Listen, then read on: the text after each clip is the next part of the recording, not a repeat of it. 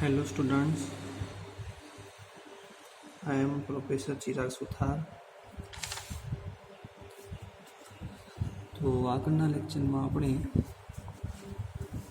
Types of demand of વોટરની વાત કરી રહ્યા હતા. એની અંદર આપણે domestic demand, commercial and industrial demand, fire control demand ત્યાં સુધી આપણે જોયું હતું. હવે પબ્લિક પ્લેસની વાત કરતાં પહેલાં થોડું એક વખત આપણે રિવિઝન કરી લઈશું. તો સૌપ્રથમ આપણે ઇન્ટ્રોડક્શનની વાત કરી હતી. ઇન્ટ્રોડક્શન એટલે કે આપણે વોટર સપ્લાય એન્ડ સેનિટરી એન્જિનિયરિંગની અંદર quantity and quality of water કઈ રીતે અલગ કરી શકીએ છીએ, કાં તો કઈ રીતે રિક્વાયરમેન્ટ હોય છે, કઈ રીતની પાણીની કઈ જગ્યાએ જરૂર પડતી હોય છે, જે રીતે આપણે કહીએ છીએ કે ચોખ્ખું પાણી, ગંદુ પાણી. તો આ બધી વસ્તુ આપણે આની અંદર વાત કરીશું. કેમ કે પીવાલાયક પાણી ચોખ્ખું હોવું જોઈએ. ઇન્ડસ્ટ્રીમાં યુઝ કરવું હોય પાણીનું તો એ પીવાલાયક જેવું ના હોય. ઇટ મીન્સ કે એસિડિક અથવા તો બેઝિકની અંદર આવતું હોય તો પણ એ ચાલી જાય છે. તો બસ આ બધી ઘણી બધી આપણે એની અંદર વાત કરી હતી ગઈકાલે. પછી આપણે જોયું હતું કે ટાઈપ્સ ઓફ ડિમાન્ડ, જે આગળ તમને કહ્યા પ્રમાણે. તો ટાઈપ્સ ઓફ ડિમાન્ડની અંદર ડોમેસ્ટિક ડિમાન્ડ આપણે જોઈ ચૂક્યા છીએ, કોમર્શિયલ ઇન્ડસ્ટ્રીયલ ડિમાન્ડ પણ ભણી ચૂક્યા છીએ. ફાયર કંટ્રોલની વાત કરી હતી. ફાયર કંટ્રોલની અંદર અલગ અલગ ઇક્વેશન હતા. એ ઇક્વેશન મૂકવાથી આપણને ક્યુ મળતું હતું, અને પી એટલે કે પી બરાબર પી is equal to population, Q is equal to water, એટલે કે પાણીની કેટલી જરૂર છે આપણે. તો એ વસ્તુ આપણને આમાં જોવા મળશે. Quality of water quantity of water is equal to P and Q is equal to quantity of water and P is equal to population. Okay, તો Q શોધવાની ઇક્વેશનની અંદર Pની ખાલી વેલ્યુ મૂકવાની હતી, અને Pની વેલ્યુ મૂકવાથી આપણને અલગ અલગ ઇક્વેશનના પોપ્યુલેશન જોઈ શકતા હતા. તો આપણે અહીં જોઈએ તો ઇક્વેશન આપણી ગઈકાલે જોયેલા ઇક્વેશન આ રીતે હતા. ઓકે, અલગ અલગ ઇક્વેશન છે, અને આમાં કોઈ પણ જગ્યાએ એવું નથી લખ્યું કે કઈ પરિસ્થિતિમાં, કઈ સિચ્યુએશનમાં કયું ઇક્વેશન યુઝ કરવું. એટલે આપણે ગમે તે ઇક્વેશન યુઝ કરવાથી આપણને ક્વોન્ટિટી ઓફ વોટર મળી શકે છે. ખાલી આપણે કરવાનું શું છે, પીની વેલ્યુ આપણી પાસે હોવી જોઈએ, અને પીની વેલ્યુ આપણે ઇક્વેશનમાં મૂકવાથી આપણને ક્યુ મળી જતો હોય છે. એવી રીતે 1, 2, 3, 4 ને 5 જેટલા ઇક્વેશન છે, તો એના પરથી આપણને ક્યુ મળી જતું હોય છે. હવે આજે વાત કરીએ તો પબ્લિક ડિમાન્ડ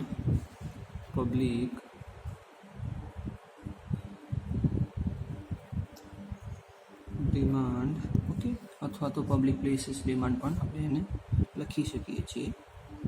તો પાણીની જાહેર વપરાશમાં સાર્વજનિક સ્થળો જેવી કે હોસ્પિટલ, કોલેજો, ટાઉન હોલ, ટેમ્પલ, જેલ વગેરેનો સમાવેશ કરવામાં આવે છે, તથા એની અંદર રહેલા પાણી છાંટવા માટે જે પણ આપણે છોડ હોય, બગીચા હોય, તો એના અંદર પણ પાણી પૂરું પાડતા હોઈએ છીએ. પછી ગટર હોય અથવા તો કોઈ પ્લેસ હોય તો ચોખ્ખું કરવા માટે, સાફ કરવા માટે પણ પાણીની જરૂર પડતી હોય છે. એટલે ઇન શોર્ટ એટલે કે જ્યાં પબ્લિક ડિમાન્ડ છે, જે જગ્યાએ પબ્લિકની અવરજવર વધારે હોય છે, ચાહે પછી એ ગાર્ડન હોય, હોસ્પિટલ હોય, કોલેજ હોય, ટાઉન હોલ હોય, તો આ બધી જગ્યાએ પાણીનો ભરપૂર પ્રમાણમાં ઉપયોગ કરતા હોઈએ છીએ. તો એની માટે આપણે 100%ની અંદરથી 7 to 10% પાણી આપણે પબ્લિક ડિમાન્ડમાં યુઝ કરતા હોઈએ છીએ. 7 to 10% પાણી આપણે પબ્લિક ડિમાન્ડની અંદર યુઝ કરતા હોઈએ છીએ. હવે demand for other losses and waste. Okay, આના સિવાય આપણે પાણીનો બગાડ કઈ જગ્યાએ જોવા મળે છે. જે રીતે આપણે આ બધી જગ્યાએ પાણીનો ઉપયોગ તો કરીએ છીએ, બરાબર, અને જે જરૂરી છે, જીવન જરૂરિયાત વસ્તુ છે, તો આપણે પાણીનો એનો અંદર ઉપયોગ તો કરીએ છીએ. પણ આ સિવાય વધારાનું પાણી વહી જાય છે, કોઈ જગ્યાએ લીકેજ હોય, કોઈ જગ્યાએ ડેમેજ હોય, કોઈ જગ્યાએ જોઈન્ટ વ્યવસ્થિત ના હોય, તો તો એ બધા ઘણા બધા કારણોના કારણે પાણીનું વેસ્ટ થતું હોય છે. તો એ આપણે જોઈ લઈએ. તો એની અંદર જોઈએ તો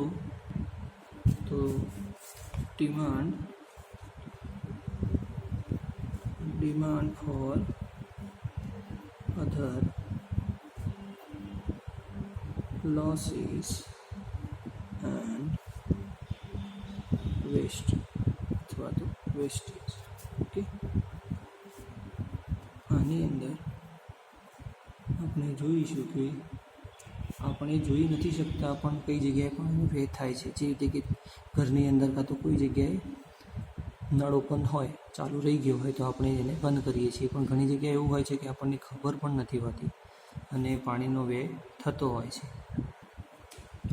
તો એવી આપણે જોઈએ તો number 1, defective pipe joints. Defective pipe જોઈન્ટ્સની અંદર કોઈ પાઇપ ડિફેક્ટિવ હોય, ઓકે, ડિફેક્ટિવ એટલે ખરાબ, બે જોઈન્ટ માટે આ રીતનું એક પાઇપ છે અને બીજી પાઇપ છે, બરાબર. તો વચ્ચે આપણે જોઈન્ટ કરતા હોઈએ છીએ, તો જોઈન્ટ માટે અલગ અલગ કનેક્શન માટે આવે છે જોઈન્ટ. તો એ જોઈન્ટ તમે જે સાઇઝનો છે એ સાઇઝનો ન લાવ્યા હોય તો મોટી સાઇઝનો હોય તો શું થશે, એની બહારની સરફેસથી પાણી લીક થતું હોય છે. અથવા તો ઘણી વખત એવું હોય છે કે જો અંડરગ્રાઉન્ડ તમારું કનેક્શન હોય, એટલે કે જમીનની અંદર તમે કનેક્શન પસાર કરેલું હોય, તો આ પાણી લીકેજ થાય છે એ તમને બહુ મોડા ખબર પડતી હોય છે. જ્યારે પાણી જમીનની સરફેસના ઉપર આવે ત્યારે ખબર પડે, ત્યાં સુધી તો ઘણું બધું પાણી વહી ચૂક્યું હોય છે. તો defective pipe joints. Second number છે ક્રેક્સ ઇન પાઇપ લાઇન્સ. હવે અંડરગ્રાઉન્ડ કનેક્શનની પાણીની પાઇપ જતી હોય તો જો એની ઉપરથી હેવી વ્હીકલ અથવા તો હેવી લોડ પસાર થવાથી એ ક્રેક થતી હોય છે પાઇપની અંદર. તો એ ક્રેકના કારણે પણ પાણીનું વહન થતું હોય છે. પછી લીકેજ ઇન પાઇપ લાઇન, એટલે કે પાઇપલાઇનનું ભંગાણ થઈ જતું હોય છે. ઘણી જગ્યાએ એવું તમે જોયું હોય અથવા તો એક્સકેવેશન થતું હોય, ઘણી જગ્યાએ પાણીની પાઇપ હોય જેનો શેપ ગોળ હોય છે, તો ઘણી વખત એની પર દબાણ આવવાથી શું થતું હોય છે, ચપ્પટ થઈ જતી હોય છે, તો એનું ભંગાણ પણ થતું હોય છે. તો એ આ થવાથી પણ પાઇપમાંથી પાણી લીકેજ થતું હોય છે. ફોર્થ નંબર છે ફિટિંગ, જે આગળ તમને વાત કરી જોઈન્ટ્સ અને ફિટિંગ કનેક્શનમાં પણ જો તમે સોલ્યુશન અથવા તો જે રીતની સાઇઝનું તમારે જોઈન્ટ જોઈએ છે એ ના હોય તો ફિટિંગની અંદરથી પણ પાણીનું લીકેજ થતું હોય છે. તો fifth number, loss due to careless or consumers. Careless અથવા તો કેરલેસનેસ એટલે કે આપણી બેદરકારીના કારણે પાણીનો વ્યય થતો હોય છે. અને ઘણી વખત એવું થતું હોય છે કે ગેરકાયદેસર એટલે કે અનઓથેન્ટિક કનેક્શન, એટલે કે ગેરકાયદેસર પાણીની ચોરી કરીને પાણીનો વપરાશ થતો હોય તો એ જગ્યાએ પણ શું થતું હોય છે, પાણી વેડફાયું. એ પણ એ રીતે પણ કહેવાય છે કે પાણીની ચોરી કરતા હોય તો એ પણ વધારાનું પાણી તમારું વેડફાયું કહેવાય છે. એટલે કે આ જે આપણે જોયું demand for other loss and wastage, તો એની અંદર defective pipes, crack in pipeline, leakage in pipeline, fitting, loss due to carelessness of consumer and unauthentic connection, એટલે કે ગેરકાયદેસર કનેક્શન. તો આપણે આ જે બધા જોયા એની અંદર આપણે એઝ્યુમ કરીએ છીએ કે 15% પાણીનો વ્યય થતો હોય છે. 100%ની અંદરથી 15% આપણે પાણી આ રીતે, એટલે કે બેદરકારીના કારણે, જોઈન્ટના કારણે ચોરી થતી હોય તો એ પ્રમાણે પાણીનો ઉપયોગ થતો હોય. એટલે આપણે જો 100% પાણીનું કનેક્શન લીધું હોય તો એમાંથી 15% પાણી ક્યાં જાય છે? વેસ્ટ જાય છે. Okay, waste. હવે આપણે એક એક્ઝામ્પલ દ્વારા સમજીશું. તો એક્ઝામ્પલની અંદર આપણને આપ્યું છે કે 1,50,000 માણસોની વસ્તી ધરાવતા શહેર માટે અગ્નિશામન વ્યવસ્થા ઊભી કરવાની છે. આ માટે જરૂરી પાણીની રાશિનો ક્વોન્ટિટી શોધવાની છે. ત્યારે જુદા જુદા સૂત્રોના ઉપયોગથી શોધો. તો આના પહેલાંના લેક્ચરમાં આપણે જોયું હતું કે અલગ અલગ ઇક્વેશન હતા. એ પહેલાં P = આપણે શું કીધું હમણાં? પોપ્યુલેશન કેટલી છે? 1,50,000. Q = quantity of water. એ આપણે શોધવાનું છે. તો સૌપ્રથમ આપણે ઇક્વેશનના યુઝ કરીશું. નેશનલ બોર્ડ ઓફ ફાયર અંડરરાઇટ્સનું ઇક્વેશન હતું. Q = 4637 √P બ્રેકેટની અંદર 1 - 0.01 √P. ઓકે, 4,637 √P ઇન્ટુ બ્રેકેટની અંદર 1 - 0.001 √P. ઓકે, તો આની અંદર આપણે વેલ્યુ મૂકીશું. તો P કેટલું છે આપણી પાસે?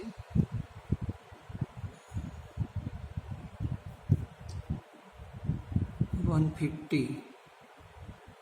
ઓકે, કેટલું છે? 150. તો પોપ્યુલેશન જે છે, એટલે કે શહેરની વસ્તી, એ હંમેશા હજારમાં જ હશે આપણી પાસે. અને આપણે આન્સર જોઈએ છે લીટર પર મિનિટની અંદર. તો આપણે 150 જ લખવાના રહેશે. Okay, into 1 - 0.01 √150. 150 કેમ લખ્યા? કેમ કે માણસની સંખ્યા કેટલી છે? હજારમાં. અને આપણે આગળ પણ જોયું હતું કે Q બરાબર પોપ્યુલેશન, P બરાબર પોપ્યુલેશન, પણ શામાં? હજારમાં. એટલે આપણે 150 લખીએ છીએ. ઓકે, હવે આનું તમે મલ્ટિપ્લિકેશન કરશો એટલે આપણને આન્સર મળશે 49834 લીટર પર મિનિટ. ઓકે, 49,834 લીટર પર મિનિટ્સ. આને આપણે 1 નામ આપી દઈશું. સેકન્ડ નંબર ઇક્વેશન છે કુચલિંગનું ઇક્વેશન. તો શું હતું? Q બરાબર 3,182 ઇન્ટુ √P. તો આની અંદર પણ 3,182 √150 ફિક્સ જ છે આપણું P. તો આની વેલ્યુ મૂકવાથી આપણને શું મળશે? 38,970 લીટર પર minutes. Okay. Third number equation છે ફ્રીમેનનું. એની અંદર Q ઇઝ ઇક્વલ ટુ 1136 બ્રેકેટની અંદર P5 plus 10 is equal to 1136, તો 150 લઈએ છીએ, અહીં લખી દેવાનો 5 પ્લસ 10. આનો આન્સર આવશે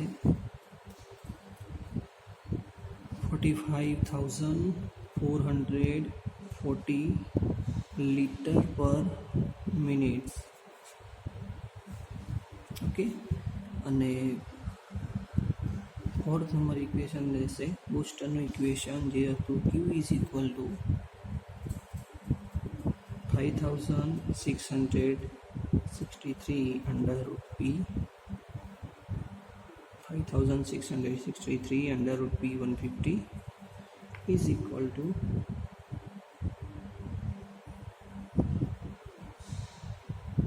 69,355 લીટર પર મિનિટ. ઓકે. તો એક વખત ફરી જોઈ લઈએ આપણે.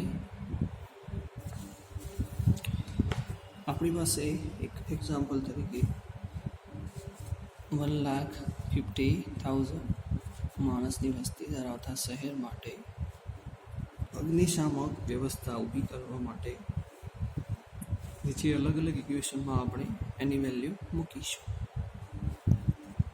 P is equal to population, Q is equal to quantity of water. સૌપ્રથમ આપણે ઇક્વેશનની અંદર Pની વેલ્યુ મૂકી national board of fire underwriters. National board of fire અંડર રાઇટ્સનું ઇક્વેશન છે. સેકન્ડ નંબર છે કુચલિંગનું ઇક્વેશન. થર્ડ નંબર છે ફેમિનનું ઇક્વેશન. અને લાસ્ટ નંબર છે બૂસ્ટરનું ઇક્વેશન. તો આ ચાર ઇક્વેશનની અંદર આપણે વેલ્યુ મૂકી અને આપણે આન્સર લાવ્યા. આન્સર આપણું લીટર પર મિનિટની અંદર હશે. અને ઇન્ડિયન સિટી પ્રમાણે, એટલે ઇન્ડિયામાં જેટલી પણ સિટી છે એની અંદર કુચલિંગના ઇક્વેશન પ્રમાણે 38,970 આ રીતના દરથી પાણી પૂરું પાડવામાં આવે છે. અને આપણે પણ આ ઇક્વેશનની પ્રાયોરિટી વધારે આપીશું, કેમ કે સૌથી વધારે આ ઇક્વેશન યુઝ થતું હોય છે. એટલે કુચલિંગનું ઇક્વેશન પ્રમાણે આપણે કામ કરીશું. હવે આજનું જે આપણે ભણ્યા છીએ બરાબર, તો એનું એક વખતે રિવિઝન તમારે કરવાનું રહેશે ઘરેથી.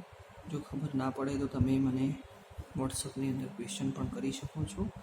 અને આજનું ક્વેશ્ચન તમારી માટે એ રહેશે કે તમારી આજુબાજુ છે કોઈ પણ જગ્યાએ પાણીની ટાંકી હોય, એટલે કે ESR એલિવેટેડ સ્ટોરેજ રિઝર્વર અથવા તો એલિવેટેડ સપ્લાય રિઝર્વર, અલગ અલગ નામથી લોકો એને જાણતા હોય છે. આ રીતની પાણીની ટાંકી હશે. ઓકે. તો આની ઉપર લખ્યું હશે પાણીની કેપેસિટી. ઓકે. તો તમારે કુચલિંગના ઇક્વેશન દ્વારા જે પણ કેપેસિટી છે એ અહીંયા મૂકી લીટરની અંદર, બરાબર. આ જે તમને મળ્યું, બરાબર ને, કઈ રીતે મળ્યું? તો આ વસ્તુ અહીં પોપ્યુલેશન માણસની સંખ્યા મૂકી તો આપણને લીટર પર મિનિટ, એટલે કે અલગ અલગ ડિજિટમાં તમને મળતું હોય છે. તો અહીં લીટરમાં પાણી મળતું હશે. તો આજનું ક્વેશ્ચન તમારે એ હશે કે તમારે જાતે આજુબાજુ રહેલા જે પણ ESR છે અથવા તો પાણીની ટાંકી છે તમારા નજીકના વિસ્તારમાં, તો ત્યાં જઈને, જો જઈ શકાય એવું હોય તો ત્યાં જઈને જોવાનું રહેશે કે અહીં કેટલી રકમ લખેલી છે પાણીની ટાંકી. એ જે પણ લખેલી હોય રકમ, તો એ રકમ તમારે મને વોટ્સઅપ કરવાની રહેશે અથવા તો એનો પિક પાડીને મોકલવાનો રહેશે. અને જો આપ જઈ ના શકતા હોય તો તમે ESR યુટ્યુબની અંદર ESR સ્ટોરેજ કેપેસિટી તરીકે સર્ચ કરશો તો તમને એમાં પણ આ રીતનું ઇક્વેશન જાણવા મળી શકશે. તો જેને પણ જે અનુકૂળ પડે, કાં તો પછી તમારે આ વસ્તુનો પીક પાડીને મને મોકલવાનો છે. જો નજીકમાં હોય તો, દૂર હોય તો જવાની જરૂર નથી. એના ઉપર લખેલું હશે, પીક નહીં મોકલો તો પણ ચાલશે. એની ઉપર જે લખેલું છે એ તમારે જોવાનું છે કેટલી સ્ટોરેજ માટેની છે. તો 130 1,35,000 જે એની સ્ટોરેજ કેપેસિટી છે એ કઈ રીતે નક્કી કરી, તો પૂછલીના ઇક્વેશન દ્વારા. ઓકે, તો બધા એક માટે એક જ ક્વેશ્ચન આપણે આપીશું કે યુટ્યુબની અંદર how to find water supply storage capacity એવું લખીને સર્ચ કરવાનું રહેશે. ઓકે, તો આજે આપણે અહીં સુધી રાખીશું. નેક્સ્ટ ટાઈમ પછી આગળ જોઈશું અને જે પણ ચાલ્યું છે એ તમે ઘરે બેસી અને રિવિઝન કરજો. ઓકે, ક્વેશ્ચન તમારું આ રહેશે ESR વાળું. Thank you.